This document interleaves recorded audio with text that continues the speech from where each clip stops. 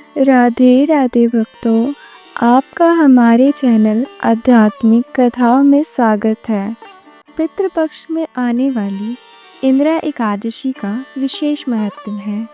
इस साल एकादशी तिथि 2 दिन होने के कारण असमंजस की स्थिति बनी हुई है। जानें इंदिरा एकादशी की सही तिथि।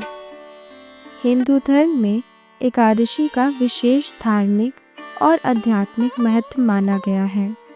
हर महीने कृष्ण पक्ष और शुक्ल पक्ष में एक एकादशी पड़ती है और प्रत्येक एकादशी का अपना अलग पुण्य फल और महत्व होता है। आश्विन मास के कृष्ण पक्ष की एकादशी को इंदिरा एकादशी कहा जाता है। पितृपक्ष के दौरान पड़ने के कारण इसे और भी अधिक शुभ माना गया है। मान्यता है कि इस दिन भगवान विष्णु की विधि पूर्वक पूजा और व्रत करने से सभी प्रकार के पापों से मुक्ति मिलती है और मोक्ष की प्राप्ति होती है।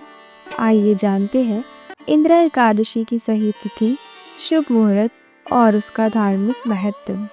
हिंदू पंचांग के अनुसार आश्विन मास के कृष्ण पक्ष की एकादशी तिथि 16 सितंबर को रात 12:23 से प्रारंभ होकर 17 सितंबर को रात 11:40 पर समाप्त होगी। ऐसे में उदया तिथि के हिसाब से इंदिरा एकादशी का व्रत 17 सितंबर 2025 को रखा जाएगा। इंदिरा एकादशी का पारण 18 सितंबर को सुबह 6:07 से प्रारंभ होगा, जो 8:34 तक रहेगा। जानिए इंदिरा एकादशी के शुभ मुहूर्त। ब्रह्म मुहूर्त सुबह 4:33 से 5:20 तक रहेगा। विजय मुहूर्त दोपहर 2:18 से 3:07 तक रहेगा।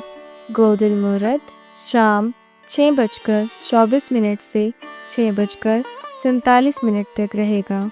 निशिदा मुहूर्त रात्रि के 11:52 से 12:39 तक रहेगा।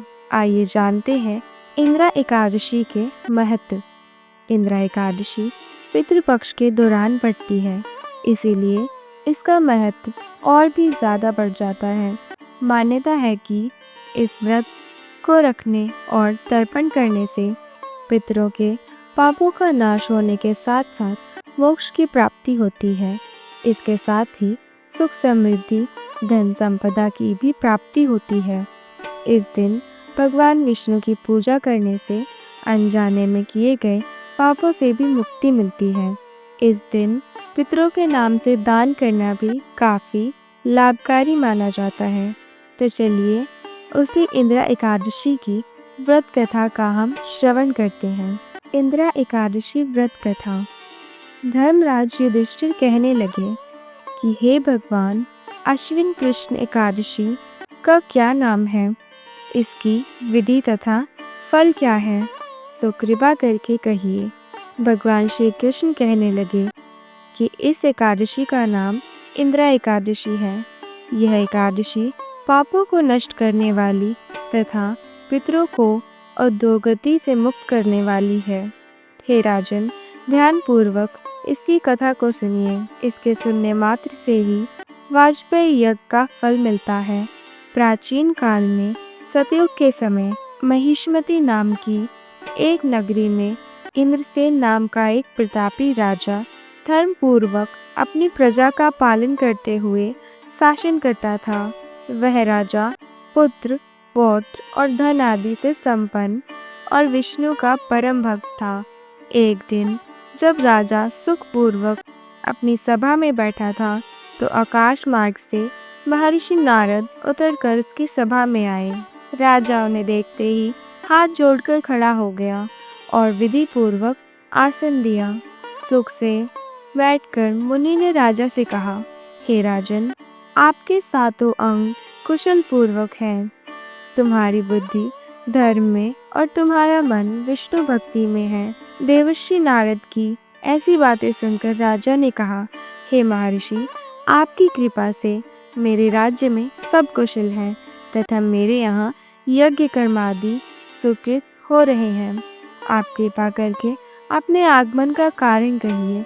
तब ऋषि कहने लगे, हे राजन, आप आश्चर्य देने वाले मेरे वचनों को सुनो। मैं एक समय ब्रह्मलोक से यमलोक को गया। वहाँ श्रद्धापूर्वक यमराज से पूजित होकर मैंने धर्मशील और सत्यवान धर्मराज की प्रशंसा की। उसी यमराज की सभा में महान ज्ञानी और धर्मात्मा तुम्हारे पिता को एकादशी का व्रत भंग होने के कारण देखा। उन्होंने संदेशा दिया है जो मैं तुम्हें कहता हूँ।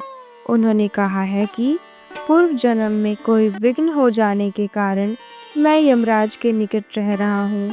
सो हे पुत्र, यदि तुम अश्विन कृष्णा एकादशी का व्रत मेरे निमित्त करोगे तो मुझे स्वर्ग की प्राप्ति हो सकती है।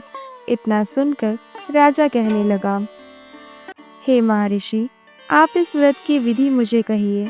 नारद जी कहने लगे, अश्विन मास की कृष्ण पक्ष की दशमी के दिन प्रातःकाल श्रद्धापूर्वक स्नान आदि से निर्विक्त होकर पुनः दोपहर को नदी आदि में जाकर स्नान करें। फिर श्रद्धापूर्वक पितरों का श्राद्ध करें और एक बार भोजन करें।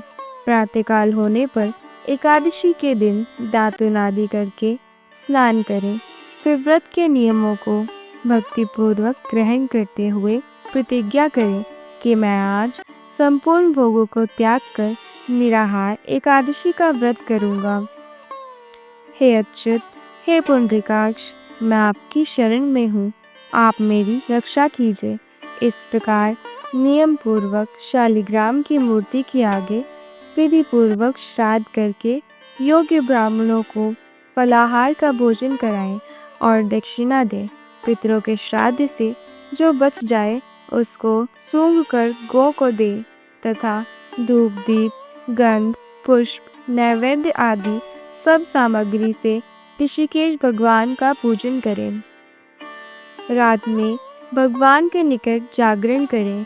इसके पश्चात दशमी के दिन प्रातःकाल होने पर भगवान का पूजन करें।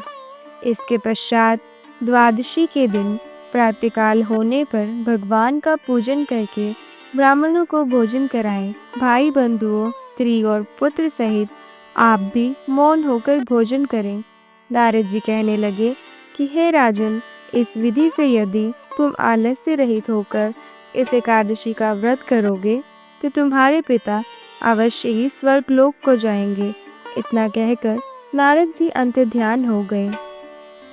नारद जी के कथन अनुसार राजा द्वारा दासों सहित व्रत करने से आकाश से पुष्प वर्षा हुई और उस राजा का पिता गरुड़ पर चढ़कर विष्णु लोक को गया। राजा इंद्रसेन भी एकादशी के व्रत के प्रभाव से निष्कंटक राज्य करके अंत में अपने पुत्र को सिंहासन पर बैठाकर स्वर्गलोक को गया।